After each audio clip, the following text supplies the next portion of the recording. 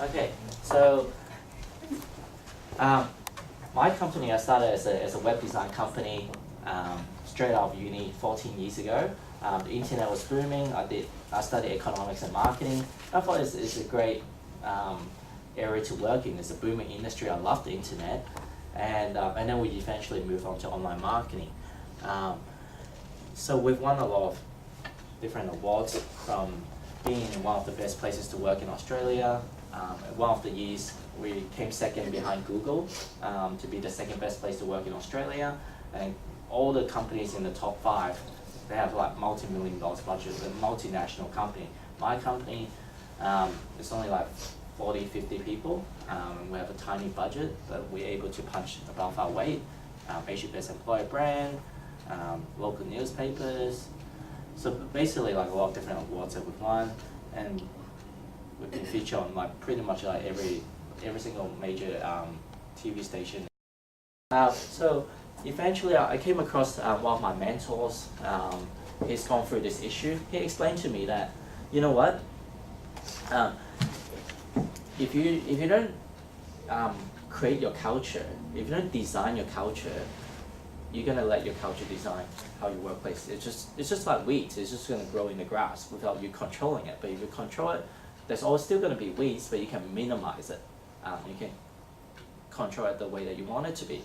So from that, I understood that as your company grow, especially beyond like 10 people, 10 to 15 people, this happened to so many different companies, almost every single company I've talked to, because nobody taught them you need to put these principles when they're building the business. They just assume that I treat people nicely. Like every single one of my team members, I treated them like family. So when they said those stuff, and I heard it, like secondhand information, it's like a stab in the heart. It's like, wow, I gave them my heart, and that's what they said about me, about the company, and other stuff. It hurts. So, but why did it happen beyond 10 to 15 people? When you're a smaller company, they see you around. Like you guys know Doris personally, and you can see and feel her heart, and same as Sam as well. But the other people, they don't get in touch with her that often. All they see is her face and read about her newsletter every so often. They probably think that she's making a gazillion and happy traveling around the world, and while like they're slaving away somewhere else. They don't know her and what she stands for. So as your business grows, you get disconnected to the owner and what they stand for. You just think that it's management and us versus them approach. So that's where a lot of the disconnect start to happen. What the values that Doris and Sam created, or the business owner and founder created, they start to get lost in translation. Chinese whispers, right? What is important? Even for me, I said, well, I want to have a fun company, right, and have fun along the way. Yes, when they see me leading by example, and when I'm chucking the tennis ball across the room, when I'm saying jokes, oh, that's okay. But when they don't see me, when the company become bigger, okay, well, we focus on KPIs. Okay, well, I'm behind on my target, or I'm striving to achieve my target. If they see me sleep in the nap room, is that okay? What if my manager or my leaders comes and say to me that, hey, how come you're not working? I don't know whether that's okay to sleep or chuck a tennis ball. So, or whether I'm going to get in trouble. So that's why a lot of the message has been lost without them having clarity of what is doable or what isn't. So through a lot of the different books and my own like trials and errors, I've come up with my 7 guiding principles for building a happy culture. I'll make it easy for the AV without walking around. So the first part is the vision, and you guys all got that to a large extent. When Jeff mentioned on TV, like our company vision is to bring happiness, success, and fun to everyone we encounter. That's our exact wording, and everyone in the company knows our exact wording.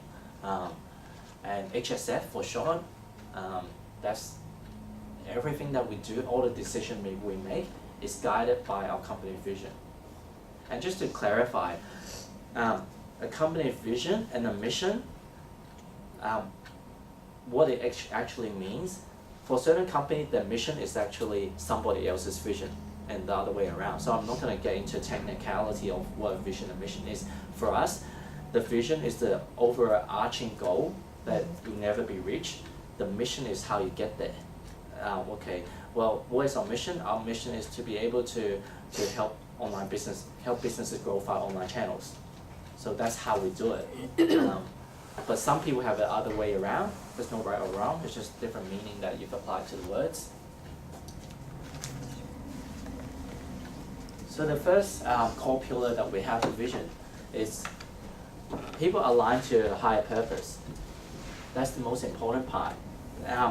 When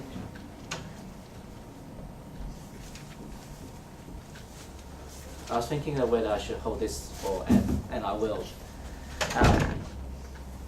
Before people enter and join our organization, we hold something called Information Day, where there's 50 to 100 people that turns up to learn about what our company is about. And I give a presentation if I'm there. If I'm not, there's a video of me playing that talks for 10 minutes on what this company is about. I tell them, the first thing I say, I open with my speech, if you come here for a job, we don't have a job for you. If you come here for a career, we also don't have a career for you. If you're coming here for an opportunity to change the world, to make it a happier place, this could possibly be the place for you. If you come here to wanting to make the most money, amount of money that you can, this is not the place for you. You can make more money in investment banking or other occupation. If you came here to wanting to make a difference and have an impact on other people's life and have richness in another way, again, this could possibly be the way for you. So that's how we start off with what our vision is about. It's about spreading happiness, success, and fun. It doesn't matter like if they start off as a accounts assistant. That's not the most important thing that we want them to do. We want them to bring happiness, success, and fun to the people, whether it's the internal team or whether it's to the customer. That's the important part. Even a postman that comes in, we greet them like they're part of our team. We invite the postman to our Christmas party. And to strangers, how do you approach strangers? That's how we do our stuff every day. But if we just go out to just helping strangers all the time, then the company may not make any profit. It's not sustainable. That's why we have the mission. The mission is our core strength, is to helping businesses grow via online avenues. And the vision it needs to be something exciting, and you guys have a compelling vision that's exciting. But it's not so much the word that is the excitement. Like each one of you or each one of the leaders that you lead, they should be communicating this vision all the time to your clients, to the people they work with. This is why we do what we do. This is not just a job. This is not just a career. We're here to make a difference to the world, and it's our duty to live and breathe that energy, that passion all the time. And you find that when you start communicating the vision a lot more, you're gonna attract and retain and get the best out of the right people that you guys want. First, it's like, this is what the job is. This is your career path, and this is how much you're going to get paid here and there, and people just think it's just a job, and they come into the society and this is like society's conditioning that once I graduate from whether it's high school, college, university, or wherever, I'm there to work a job to make money so I can go home to enjoy. Work life is like the majority of the time where you spend your life. Like, why not make it as enjoyable as you want? So first is to have a vision, and you guys have that. The second part is the core values. Now, a lot of company has this as well, but how well does each person understand what that meaning really means?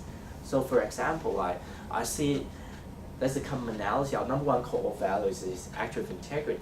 A lot of companies have the word integrity within their core values. But if I ask you guys to all write down what integrity means, you all have a different meaning to it. I don't know about your workplace, but at least the stigma that comes with the word performance review is I'm going to evaluate your work.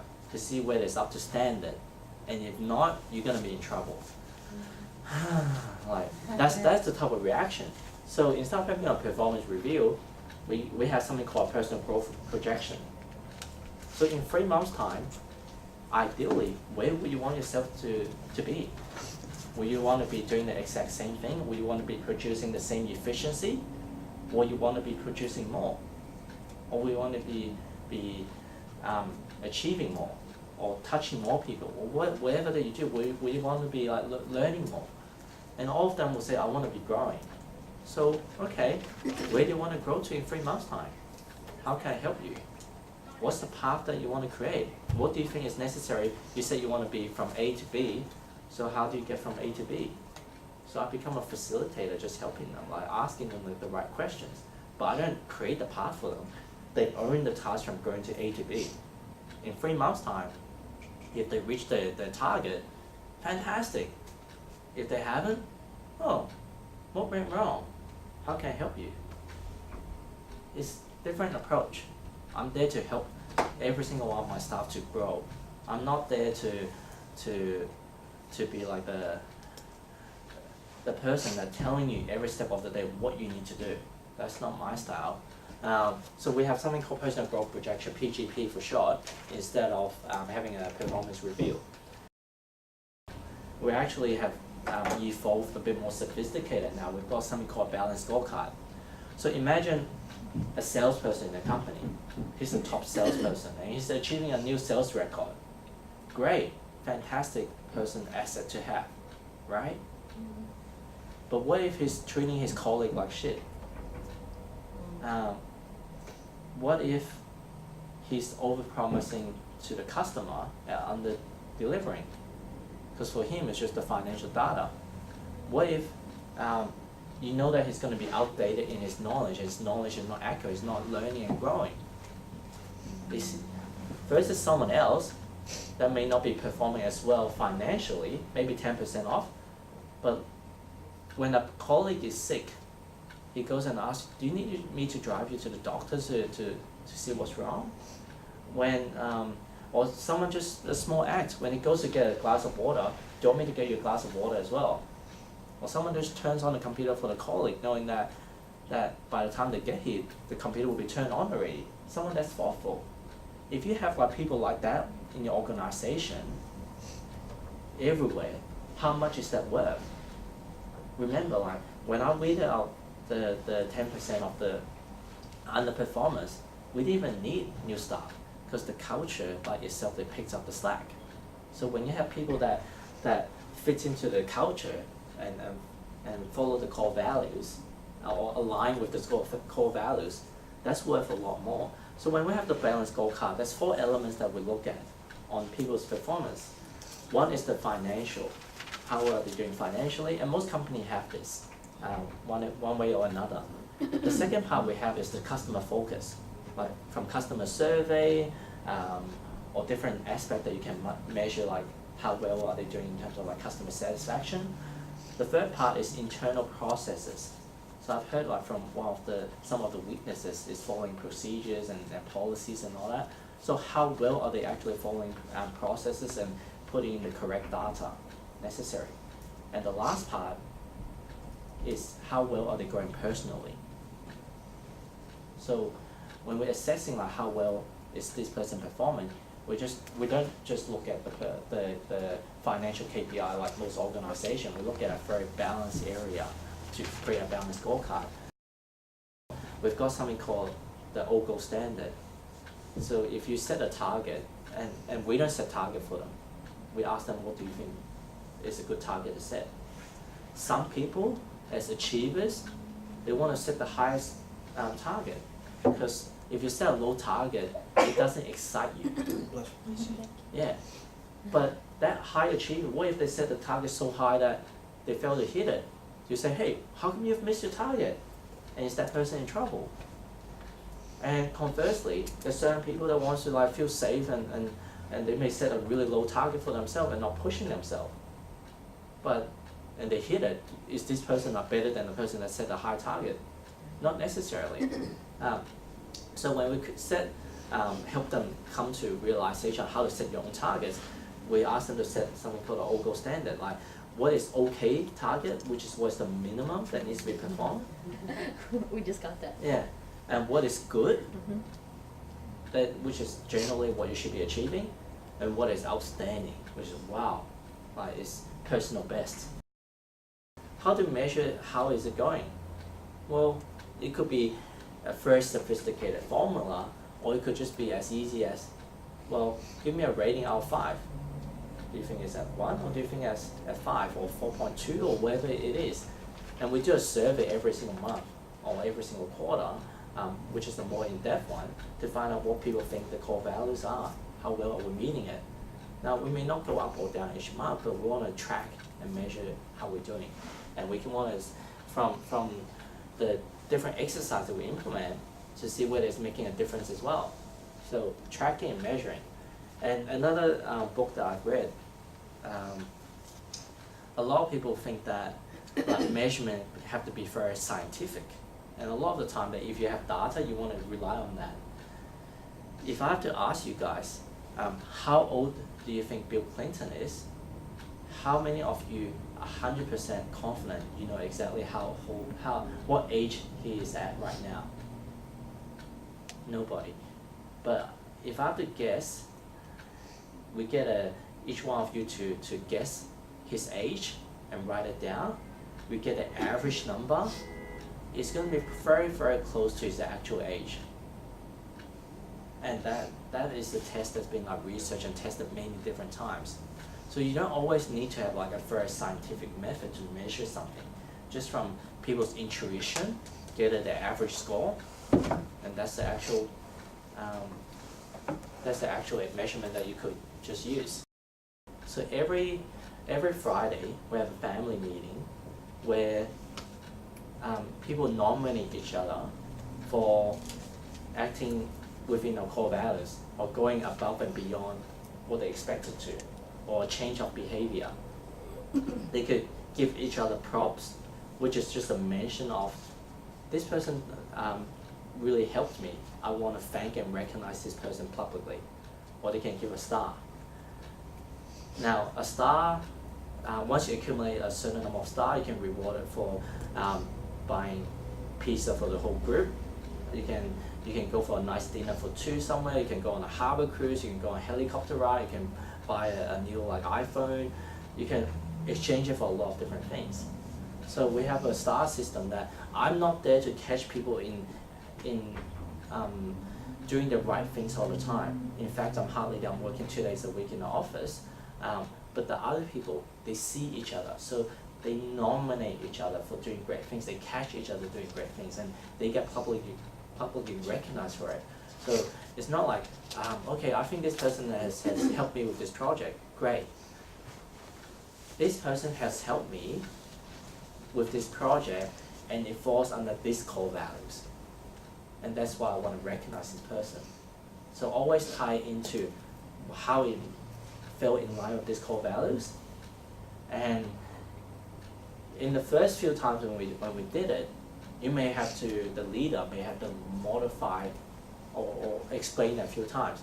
Yep, this is a good nomination. This is something that we would more recognize as a prop, because it's great to mention. A star is usually a change of behavior. So if someone is reading 4 books a month, they're learning, they be passionate about learning, great. But if that person has been reading 4 books a month for a long time, that's not a change of behavior. Versus someone that have never read a book before, suddenly picked up a book, that's a change of behavior. So it's not actually the output, but rewarding a change of behavior and going above and beyond.